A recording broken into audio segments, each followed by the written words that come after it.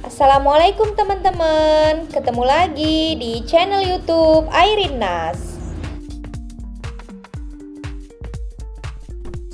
Makasih buat teman-teman yang udah ngikutin cerita aku sampai sejauh ini. Buat teman-teman yang baru bergabung, jangan lupa subscribe dan dihidupkan loncengnya ya, supaya setiap aku upload cerita yang terbaru, kalian dapat notifikasinya. Ku kembalikan uangmu Mas, bagian 51. Ada apa Yun? Tanya Mas Irsyad padaku. Dia datang ke teras menemuiku. Gak tahu Mas, baru saja aku ingin ketenangan di kampung. Tetapi Rita bercerita kalau satpamku diserang. Mungkin ada maling atau orang jahat yang ingin merusak dan mencuri tokoku, ucapku dengan risau. Kamu tenang saja dulu ya, pasti kita bisa mengatasi masalah ini. Sekarang kamu hubungi saja dulu Rita, perintah Mas Irsyad padaku.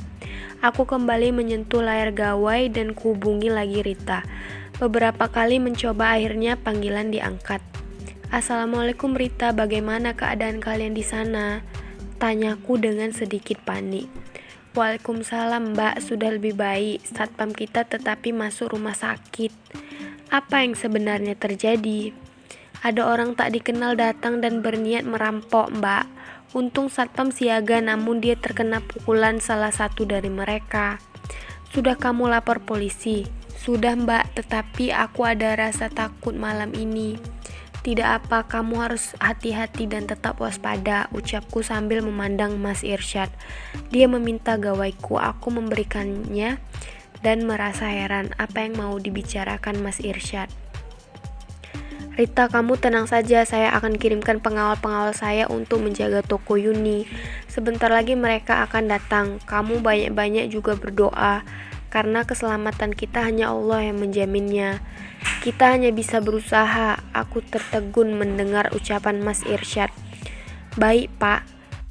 Sambungan dimatikan dan Mas Irsyad memberikan gawai itu padaku. Dia mengambil gawainya dan menghubungi seseorang.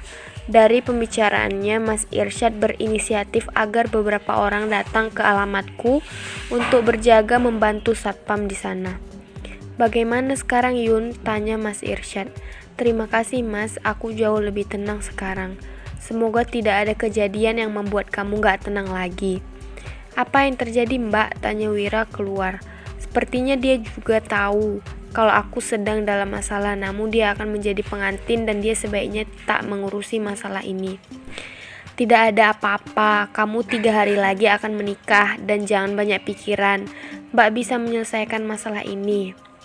Tetapi Mbak, aku menepuk punggung adikku. Dia selalu ada untuk melindungiku. Saat dia akan membina rumah tangga, aku merasa dia akan punya tanggung jawab lain. Dan adikku juga berhak bahagia. Dia sudah lama mengurusi bapak, mengurus aku dan emak. Saatnya dia menyenangkan istrinya dan anaknya kelak, menjadi suami yang bertanggung jawab untuk keluarganya. Kamu harus bersiap untuk menjadi pengantin. Sekarang kamu masuk saja, perintahku. Dia mengangguk mematuhiku. Kamu sepertinya sayang sekali dengan dia Yun, kata Pak Irsyad. Iya, dia adik yang paling baik dan selalu membantuku Mas. Dia akan tinggal di kampung dan aku di kota seorang diri. Apakah aku bisa? Kataku dengan lusuh memandang kepergian Wira. Kamu tak akan seorang diri Yun, kamu akan punya keluarga baru setelah ini, katanya mengulas senyum. Aku melirik Mas Irsyad sebentar, apakah maksudnya mereka akan menjadi keluarga baruku? Aku menggeliatkan tubuhku dan suara mengaji di surau sudah terdengar. Perasaan syahdu langsung aku rasakan, teringat saat aku kanak-kanak dan emak akan membangunkan aku untuk pergi ke surau bersama bapak. Kulirik Tante Lisna yang sedang terlelap tidur, aku hanya mengulas senyum. Aku bergegas ke belakang untuk mengambil air wudhu dan ke surau dekat rumah. Udara dingin langsung menyapa karena kampung kami masih asri dan bila pagi hari, udara dingin akan menyambut. Kamu mau sholat ke musola Yun? Tanya bapak. Iya Pak, Yuni sudah rindu sekali. Kamu sama bulimu saja ya mampir ke rumahnya, kata bapak. Baik Pak, Aku bagaimana, Pak? Kamu 2 hari ini di rumah dulu, jangan keluar-keluar. Sabar saja dulu kalau mau jadi pengantin, kataku menyambung ke adikku. Dia tampak tak setuju tetapi akhirnya menerima. Baiklah, aku sudah rapi dengan mukena dan siap pergi ke rumah bule. Mau kemana Yun? Tanya Mas Irsyad. Sepertinya dia baru saja bangun tidur. Mau ke masjid, Mas. Oh, Mas boleh tidak ikut? Tanyanya. Boleh, Mas pergi saja dengan Bapak, kataku meninggalkannya. Aku bergegas ke rumah buliku. Suasana syahdu itu benar-benar kurasakan. Aku bisa sholat berjamaah di masjid bersama buliku. Anakku bersama Bapak dan Mas Irsyad juga ikut serta. Bule sebentar lagi akan menjadi pengantin. Terima kasih sudah mau merawat Bapak ya, kataku.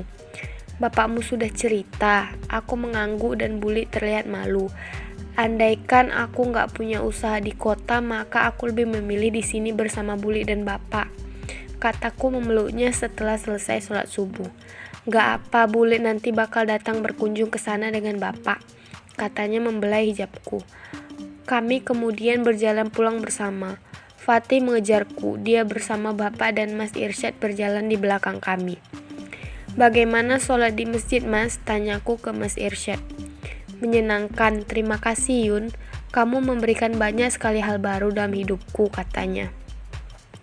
Maksudnya, saya selama ini jarang sholat subuh karena terlalu mengejar yang namanya dunia. Tetapi pagi ini saya mendapatkan pelajaran baru dari ceramah subuh tadi bahwa dunia akan mengikuti jika kita mengejar akhirat juga.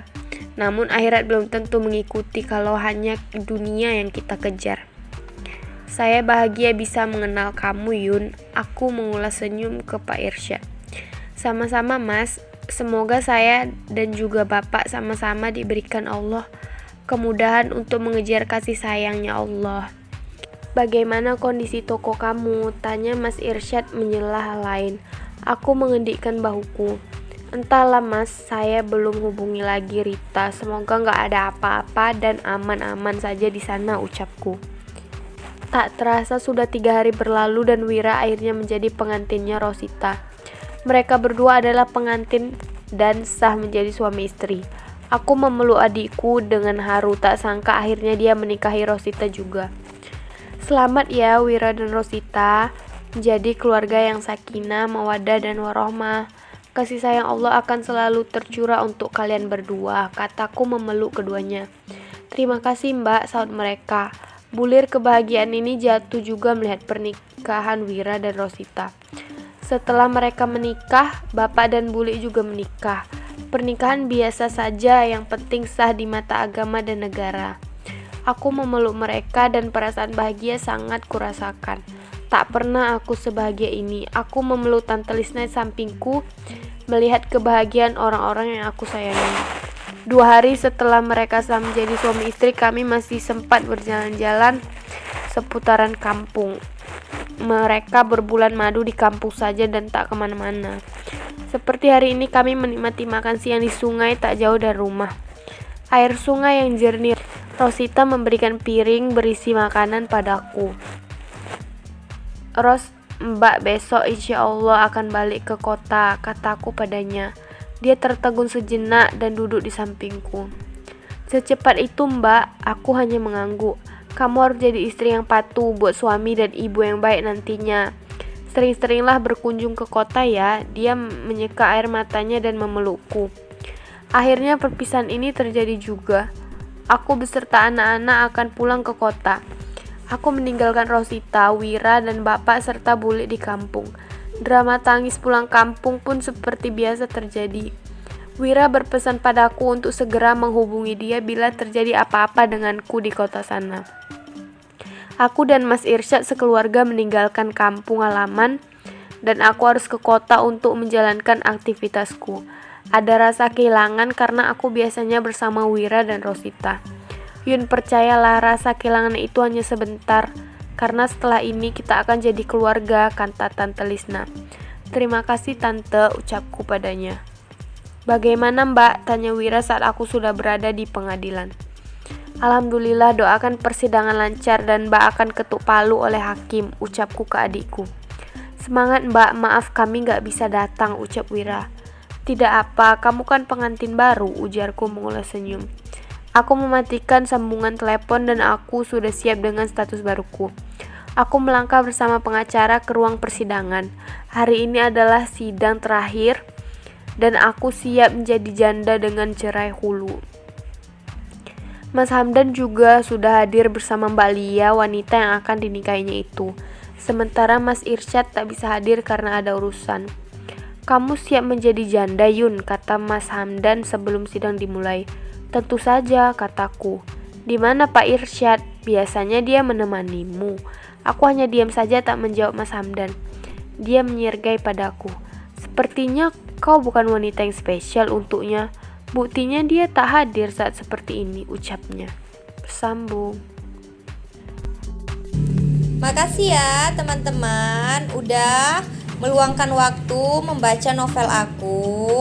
Sampai jumpa di cerita selanjutnya.